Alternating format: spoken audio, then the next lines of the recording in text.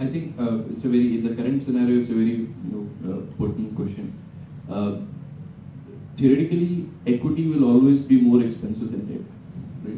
Right? Even at current levels, businesses are borrowing at 14%, 15% cost. But the value of equity is something which, once you've let it go over a period of time, will always be higher.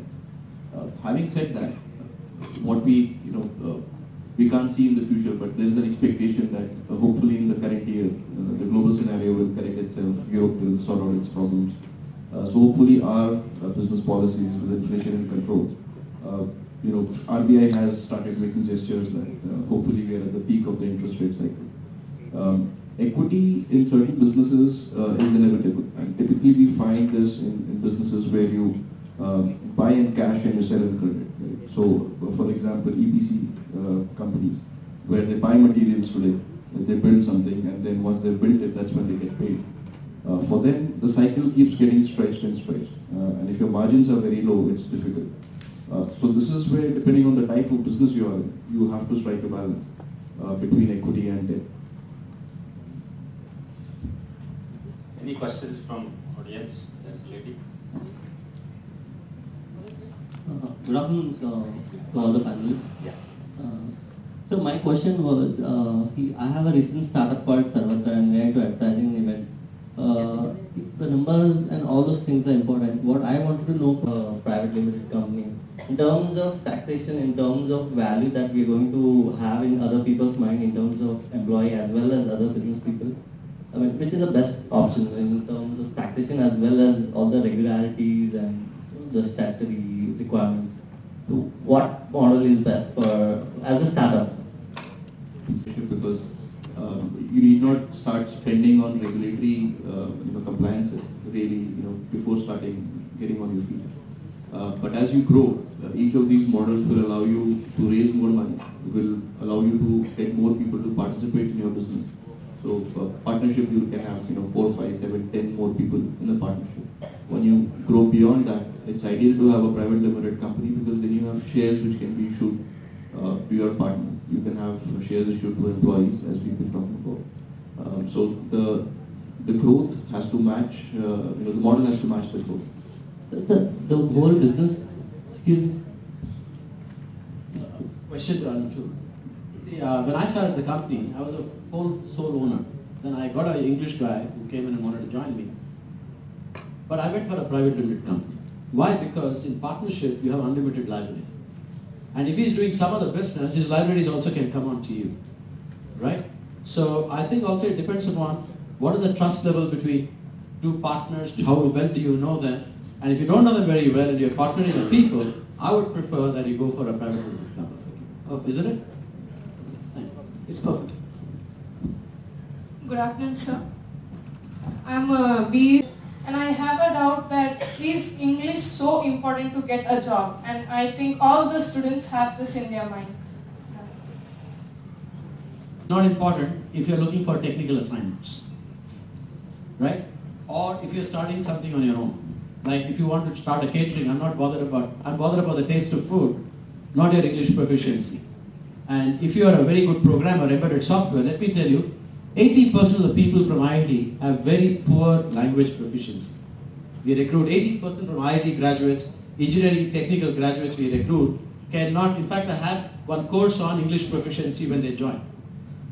So you don't have to worry if you're a technical professional or if you're an entrepreneur. But suppose you want a call center job, or you want to get into a BPO, or if you're in a job which requires writing proposals, if you ask me, English is a must. Because, and later on, even when you become managers, most of our communication within corporate world is in English. It's not in vernacular. So I would advise you that please improve your English proficiency because that definitely adds to your productivity, to your performance as well as in terms of your self-confidence. After having done a variety of employability tests across the country, one of the biggest reasons why people don't make the grade is corporates say lack of communication skills. And let me draw the difference between English as a language and English as a medium of communication. Right? I would lay more emphasis on your communication skills. Or saying, how is it that you can convey an idea that you have either in the written form or in the verbal form. How can you verbalize an idea? And if English is the vehicle to do that, and I agree with what Shekhar said, that increasingly English is the only language that binds us as a nation, right? Because if we are, and more so in the services economy, if you have to deal with a variety of external customers, interfaces, etc., it becomes the only medium of communication. And in the increasing globalized world, even if you are a programmer today in one of the software companies, chances are that you'll be interacting with the customer who's in UK, US, or wherever, and English is the only language that both of you can probably commonly understand. Therefore, I cannot understate the importance of honing your communication skills through English as a language, as a medium. To a panel, this is the last question on behalf of all the SSI owners over here. If you look at managing people today, we face a lot of issues because we have set policies which we are following since many years. Now priorities are changed, the working styles are different. Now people look at flexible timings, global village, networking has enhanced the capability to get in touch with them.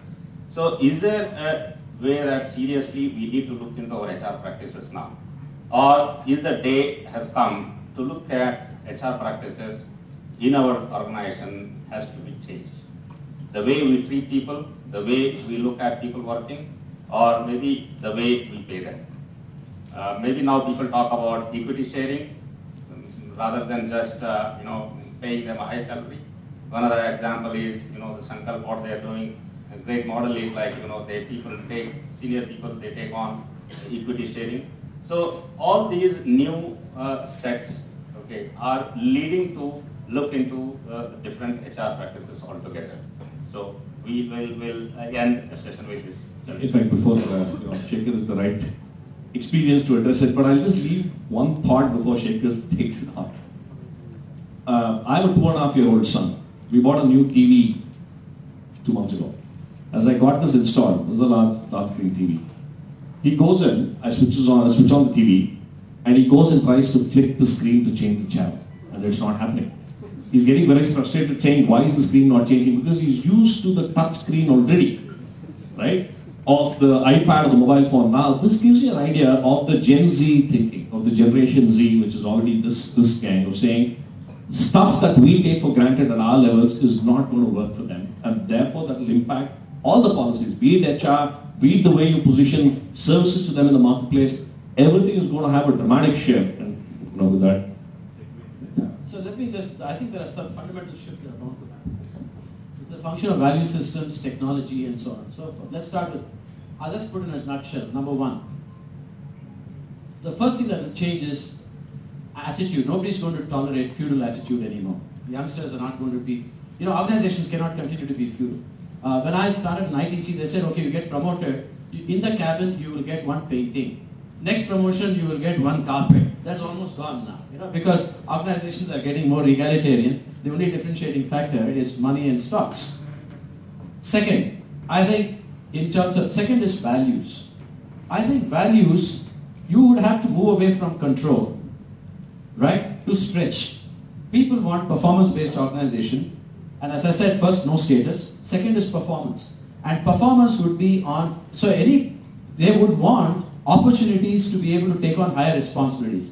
Earlier you would say, even in Wipro, when I was with Azam Preti, you would say in those days, minimum he must have 8 years to become a manager. Like if you take traditional IT industry, 8 years means 6 years mean 6 years team leader or a lead team, or then 8 years you become a project manager, 10 years means senior project manager. IBM set up this trend and everybody followed. But now people are questioning, why not at 6 years I become a manager? Right? Because what happens is, if somebody is able to competent enough to manage, he says, why should I be paid less? So people are going to be more asking fundamental questions, and you have to be prepared to recognize much sooner than before. The third thing you have to manage is aspiration levels.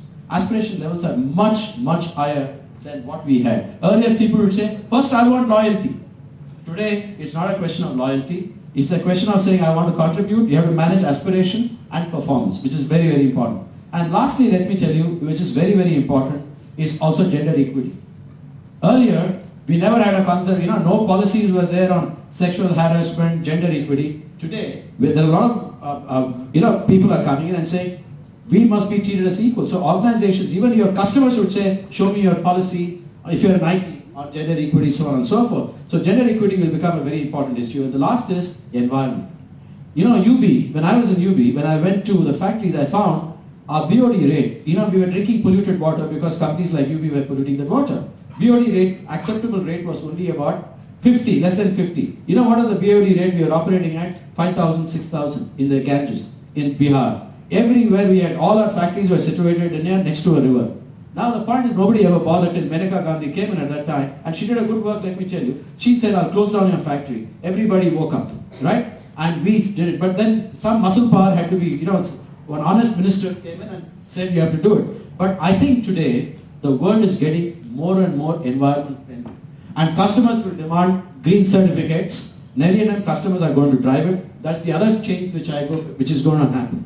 And the last change that is going to happen, when you talk about human resources, I hate the word I told you, and for, I think people, you will move away from managing resources to self-managed processes. You have to only create a self-managed system, and people will say, okay, I will manage myself, I don't need anybody to manage, right? So you would find a lot of programs for managing talent would be more focused on self-management than being managed. Okay, so that would be the changing trends which I see. Thanks. Thank you, Mr. Shekhar and Mr. Padaki and Mr. Anshu for throwing us enlightening on various issues of HR and debt marketing and how to raise funds. So I think they deserve a round of applause from all the audience. I request Mr. Sheshgiri and Mr. Jagadish to present a memento as a token of love and appreciation. Take us, sir.